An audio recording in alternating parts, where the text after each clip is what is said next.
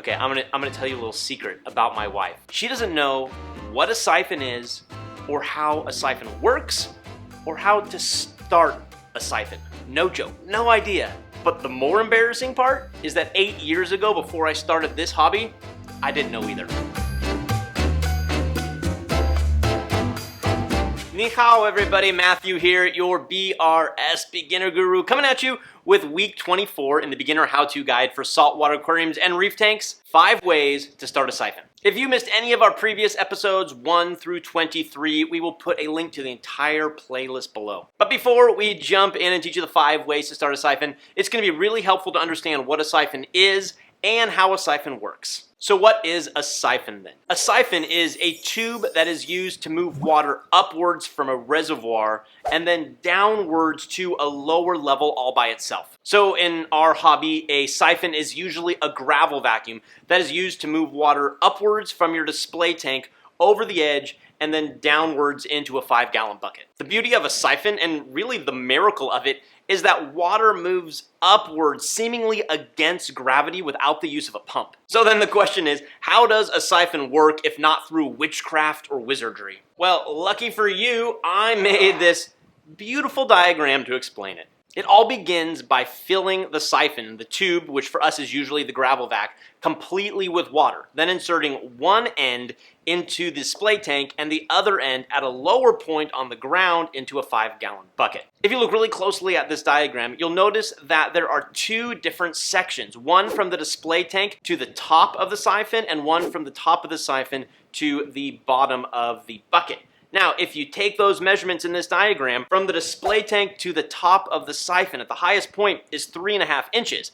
And from that highest point down into the bucket is 7 inches. What that means is that you have 2 separate columns of water. One column of water is smaller and it is only 3.5 inches, while the other column of water down to the bucket is taller, is 7 inches. So if you look at the vertical column of water in the bucket versus the vertical column of water in your display tank, the bucket column is a lot taller. And because of that, gravity will pull that water down into the bucket. As it pulls that water down into the bucket, it sucks up the water from the display tank. And as long as there is no air in the line, it will continue draining water until the 2 levels are equal or until it runs out of water. Here we go, from easiest to most difficult, the 5 ways to start a siphon. And coming in at number 1 is the mouth method. The mouth method is probably the method you've seen the most, and it's the one you see in movies when somebody is draining a gas tank by sticking a tube into the gas tank and then sucking on it and getting a mouthful of gasoline. That's the basic method, but if you do this method right and you pay attention to it, you don't have to get any salt water in your mouth. There are obviously 2 ends to gravel vacuums, and we're going to refer to the larger end as the vacuum end and the smaller end as the tube end. So in order to use the mouth method, you start by unraveling the gravel vacuum. You place the larger vacuum end into your display tank and you take the smaller tube end and put it in your mouth. Then you gently suck in with your mouth and you watch the water go up the vacuum and over the apex. Once the water is over the apex and starts coming down the tube, you can pull it out of your mouth and put your thumb on the edge of the tube. Then all you gotta do is take that tube end, put it down below the water level of the tank into a 5-gallon bucket, release it, and water will start flowing. This method works totally great. I've used it for many years and I still use it. I especially like to use this method when it's a clean gravel vacuum, but since I clean so many different tanks, after the first use, it's kind of dirty and I don't want to put my mouth on it, so I'll move on to one of the other methods that we'll talk about here in a sec. Method number 2, and might even be easier than method number 1, is the hand pump method. I have actually never used one of these, and this just came in the mail for this video. Basically what you do is you just use a hand pump to start the siphon. Let me just show you how easy it is to do this method, since I'm going to do it for the first time right now, and then you'll probably want to go out and buy one. This is by the Python brand, so you can just go to our website and check it out. Just make sure you get the one that comes with the hand pump. The hand pump method starts exactly the same as the mouth method, and that is by putting the vacuum portion into the display tank. Then you take the pump in the other hand.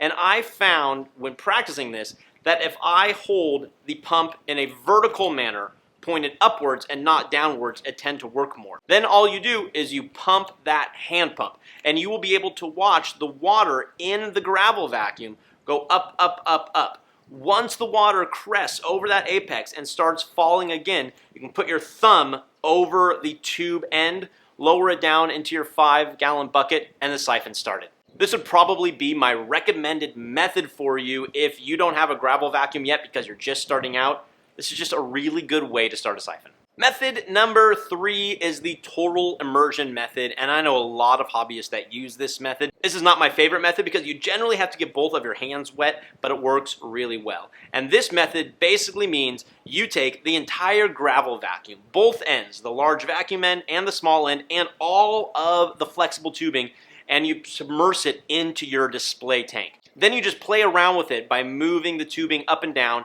until water fills every section from the vacuum end to the tubing end completely filled with water. Once it's filled with water, you leave the vacuum portion vertical in the display tank and you place your thumb over the tubing version as you pull it out and over the edge. By this point, the tube is completely filled with water. You take the tubing portion, put it into your 5-gallon bucket below your display tank, and the siphon is started. Method number 4 is a little bit more difficult, and I call this the partial fill method. How this one works is you take the vacuum portion and you put it into the display tank. Then you take the tubing portion and you put it below the water level and you put your thumb over the edge. Now at this point, there is no water in the line. So what you do is you use the vacuum portion almost like a scoop, and you scoop up water and then you lift that entire portion above the water line. Then with your other hand, which is over the tubing portion, you lower that down into the 5-gallon bucket and you release the water. Now here's the trick. You have to release some water so that water will start filling that flexible tubing, but you can't remove all of the water from the vacuum portion because then you're just gonna get air in. So you have to keep that vacuum portion vertical and watch as the water goes down. And before the water gets all the way to the bottom of that vacuum, you gotta put your thumb immediately back over the flexible tubing. Now comes the tricky part. You take that vacuum portion and you place it back under the water and fill up the vacuum again with water.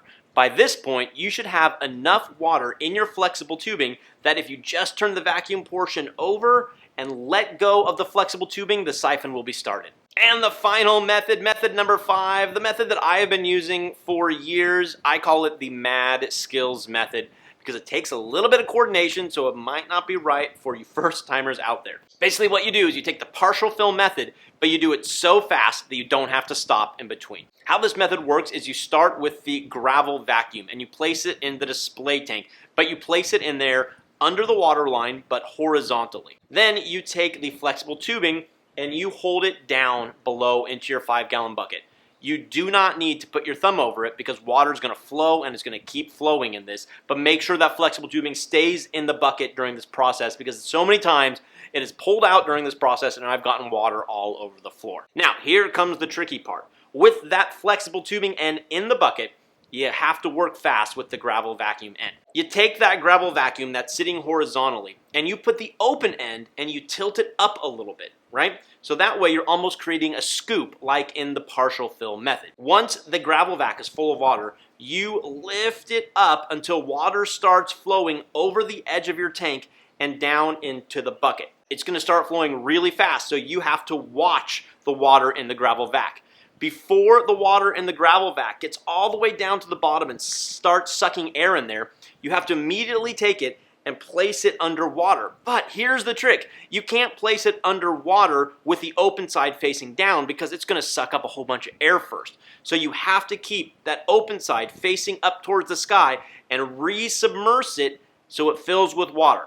If you're successful, there will be a constant flow of water through that tubing, your siphon will be started, and then you can keep going with your maintenance. Okay, be honest, how many of you actually watched all 5 of these methods? And how many of you knew that there were 5 methods? And do any of you actually use any other methods? I would be super curious if you could put a description or a link in the comments below for other methods so that I can update this in the future. But I feel like giving you guys 5 options for how to start a siphon is probably going to be enough. Okay, that about wraps up episode 24. You want to practice those 5 methods or choose the one that works well for you because next episode, episode 25 in the beginner how-to guide for saltwater aquariums and reef tanks is how to perform a water change. As always, everybody, thanks for watching. Happy reefing, be well, and we'll see you next time.